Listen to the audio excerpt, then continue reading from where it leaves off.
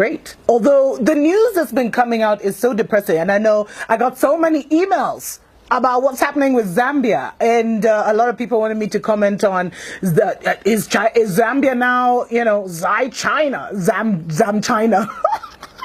Actually, you guys, it's not even a funny story. Zambia is the first African nation to become a full Chinese colony, and we joke about some of these things, but what has happened is really, really tragic.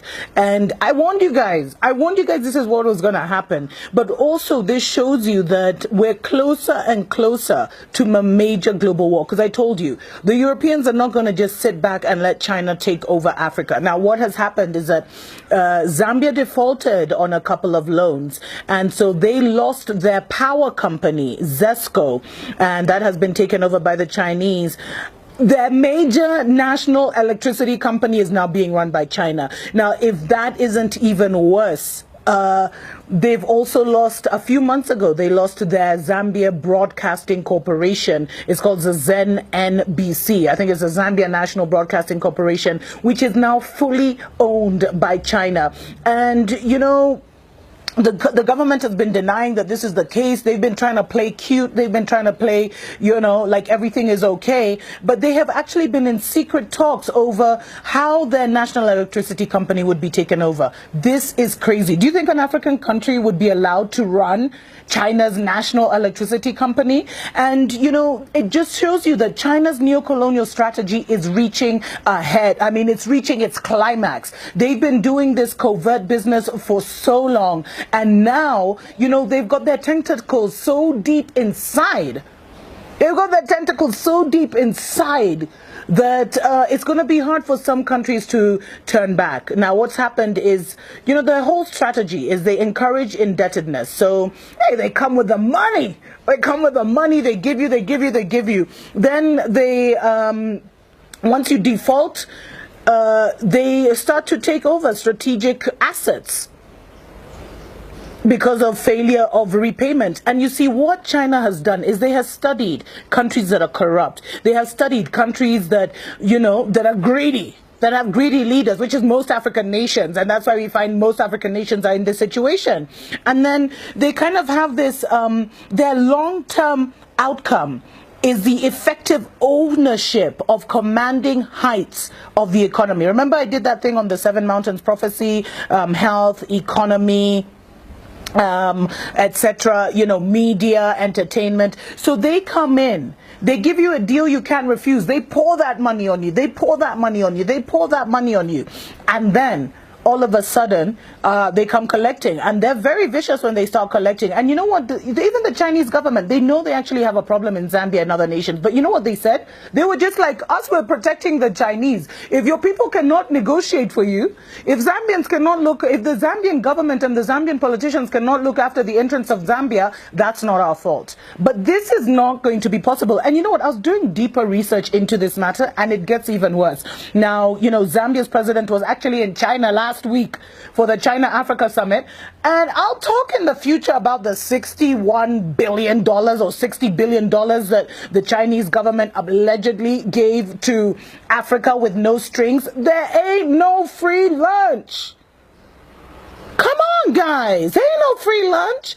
And one of the biggest problems with all these deals that China has signed with African governments is we don't know what they've done. We don't know what they've signed away. We don't know the kind of agreements they've made, because all of them were done hush-hush and behind the scenes. So all we're being told in Africa and in China is, oh, China's giving Africa money. Oh, you're getting money. Oh, they're funding this. Oh, they're funding that. Oh, they're funding infrastructure projects. But we're not told, okay, the debt repayment is this percentage, and if you fail to pay this percentage, you're going to be in trouble. We're not told that. We're not told what concessions have been made.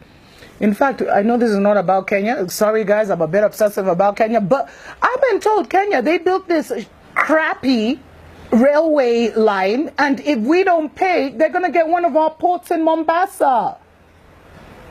Anyway, that's just a story for another day. Now, this guy, so President Edgar Lungu, he visited Chinese companies while he was in China. Not only have you lost Zesco, the electricity company, you've lost your media company. He actually had the nerve Some of these guys, man. He actually had the nerve to go visiting Chinese companies, and he received a grant of a further $30 million for the Lusaka East Multi-Facility Economic Zone Electrification Project, whatever that means. And so these guys can give you like high blood pressure, man. It's crazy. And so President Edgar Lungu, he came to power basically Zambia signed an 8 billion when he came to power. Zambia signed an 8 billion Chinese loans in financing. Now, over 5 billion of this hasn't been added to the total. Now, that's what Zambia is claiming. They're claiming they haven't received 5 billion, or they haven't been able to account for $5 billion of the 8 billion. Although China says it was dispersed, it was released. And get this, the finance ministry doesn't even have the manpower to police and monitor and disburse the funds. And the financial penalties, because I told you a lot of these deals are done in secret, we don't know. So the financial penalties of actually backing out of a Chinese deal are worse than the savings than just going through with the project till its completion. So a lot of contracts have been signed in secret. It's a problem. We don't know what our governments have done. And that's why I am telling you, in the next few years, because, you know, the next election for Zambia is, I think, 2020, somewhere there. You're going to see a lot of African governments toppling. A lot of African governments toppling because they have sold our souls to the devil, literally. Just check out how, you know, Zambia, by the way, Zambia has been allowing Chinese immigrants to come in since 1964. And now, after all this happened, the Chinese have even taken a road. One of the main roads that's even on the national map of Zambia. Check in, they just took a road that appears on the map. You can Google freaking Zambia right now and you'll see that road, and the Chinese have just blocked it off. Like they own the country. This is total madness. Seriously, what are our politicians doing? Yo, young Africans, we need to get it together. Like seriously, we need to get it together. We need to arise. We need to get out of our stupor, our slumber, our coma, whatever it is. We need to stop feeling sorry for us, you know, for ourselves, and just arise, man. And fight for what is ours. I mean, this is what our grandparents fought for independence for. Many died and were tortured. And you know what? So not only have a lot of contracts been signed in secret, but we don't know what our governments have signed off. And in Zambia, Zambia has one of the longest relationships with China among African countries. It started in 1964, 5 months after independence is when this relationship started. And China has been given uncontrolled access to Zambian resources by overborrowing and allowing Chinese unfiltered emigration. And it's reached such a high tension level. And I'd love it if my Zambian brothers and sisters who watch my show would just even expound, share your story, share your testimony, guys. It's reached such an uncontrollable level that now the Chinese have even moved into, you know, the African neighborhoods. And they're creating tension. They're even selling maize on the streets. So here in Africa, you know, we have guys like, so when you're stuck in traffic and stuff in the major cities, guys will be selling everything from aprons to knickers, you know, undies, to handkerchiefs, to water, to crisps. Now, imagine seeing Chinese people doing that business. Imagine seeing Chinese on the side of the road, you know, roasting maize, and it's becoming a problem. And in fact, I was reading, there's been such a high influx of Chinese to Zambia since 2015 that many believe, like many have actually started thinking this was Chinese government driven. Of course they're happy for their people to be, you know, to emigrate and take over and colonize. They're happy for that. And then when these guys commit crimes, because a lot of them have committed crimes, and there's this brilliant article from Lusaka Times which talked about the various crimes that have been committed. The Chinese, a lot of corrupt Chinese have moved to Zambia. A lot of thugs and criminals who are into corrupt deals. So corruption has reached epic proportions in Zambia. And when the government tries to call out the Chinese, what happens? The Chinese government says, oh, don't touch my people, don't touch my people. It's crazy. It's madness. It's nuts. And you know, it's become such a problem because contractors are moving, traders, wholesalers, farmers, manufacturers, importers, exporters, and criminals who want to seize the vast resources of Zambia and are looking for an escape route from poverty. Because China just came out of being a third world country.